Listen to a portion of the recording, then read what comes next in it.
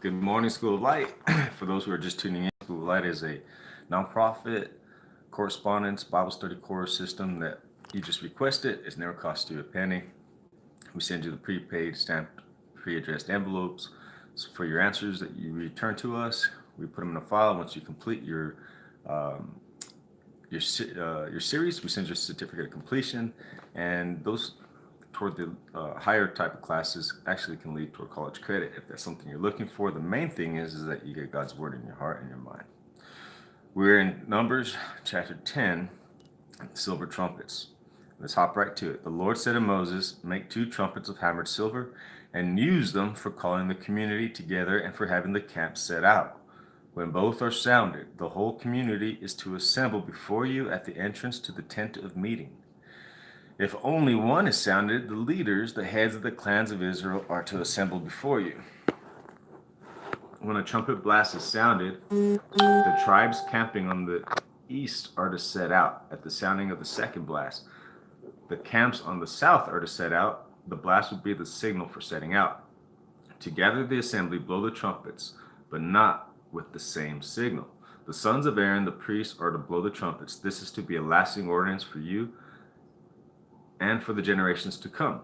When you go into battle in your own land against an enemy who is oppressing you, sound a blast on the trumpets.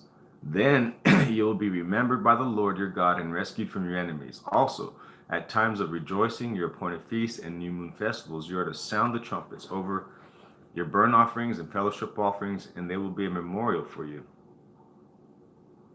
before your God. I am the Lord your God."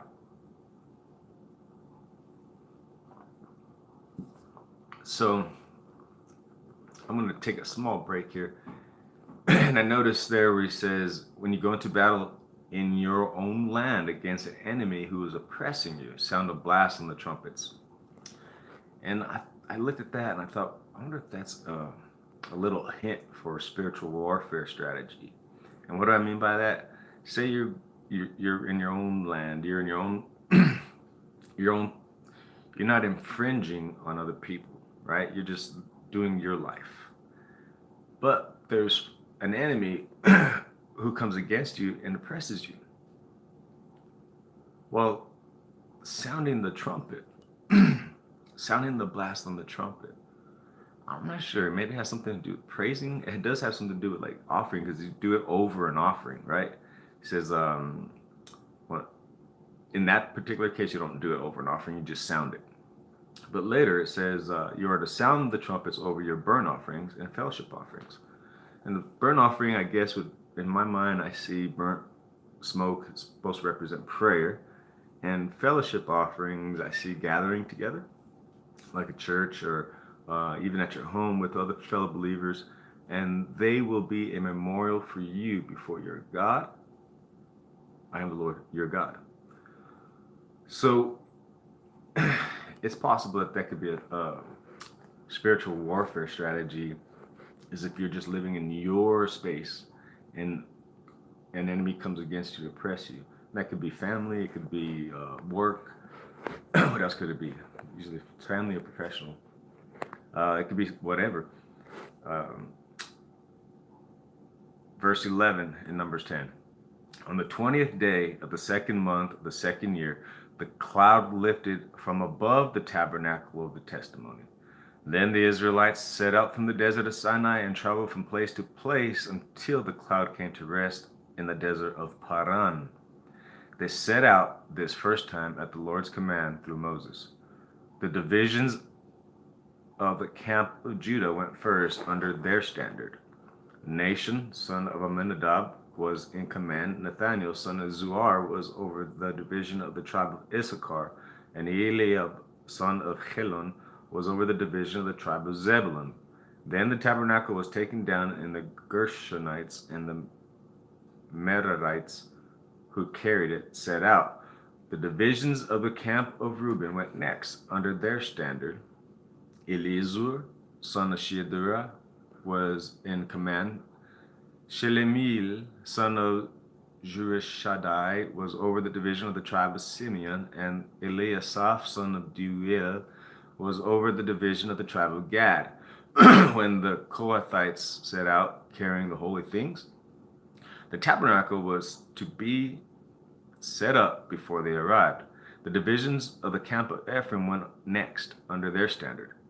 Elishama, son of Amenchud, was in command. Gamaliel, son of Pedahzur, was over the division of the tribe of Manasseh, and Abidan, son of Gideoni, was over the division of the tribe of Benjamin. Finally, as the rear guard for all the units, the division of the camp of Dan was set out under their standard. Achiasur, son of Ammishaddai, was in command. Pagil, son of Okran, was over the division of the tribe of Asher, and Achiah, son of Enan, was over the division of the tribe of Naphtali. This was the order of march for the Israelite divisions as they set out. Now Moses said to Horeb, son of Reuel, the Midianite, Moses' father-in-law, "We are setting out for the place about which the Lord said, 'I will give it to you.' Come with us, and we will treat you well, for the Lord has promised good things to Israel." He answered, "No, I will not go. I am going back to my own land and my own people." But Moses said, "Please do not leave us.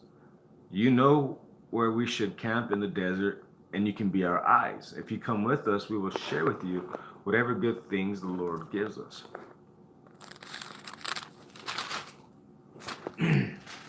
So they set out from the mountain of the Lord and traveled for 3 days. The ark of the covenant of the Lord went before them during those 3 days to find them a place to rest. The cloud of the Lord was over them by day, and when they set out from the camp, whenever the ark set, Moses said, "Rise up, O Lord. May your enemies be scattered. May your foes flee before you." Wow. That is something to memorize. When they came to rest, he said, "Return, O Lord, to the countless thousands of Israel." Wow, what a blessing. Imagine if you send your kids home, not send them home. You send your kids to school and you tell them, "Rise up, O Lord, go with Sophia. May her enemies be scattered. May her foes flee before her and flee before you." Whenever they return, you say, "Oh Lord, thank you for returning Sophia and coming, accompanying her, and she's back to the countless thousands of you believers," or something along those lines. Now the next one is chapter 11, and it's fire from the Lord. And I've noticed in the past, I've been trying to make them 20 minutes or less, and sometimes I'll read 3 chapters going 30 minutes, and I'm not sure if that's too long for today's society. People are like on the go, on the go, on the go. So I'm going to just, since I have the title Silver Trumpets, and that was about silver trumpets and about the signals and what we just read, then I'm going to leave it there. And the next one is going to be about fire from the Lord. Keep them under 10 minutes probably is the best. So if you like the School of Light, we have materials from ages 4 through adult. We have some students that are probably in their 80s, lots of incarcerated students in jail ministries, and just people at home, homeschoolers, average, just everyday Americans. So hit us up. We'll send you the studies. God bless.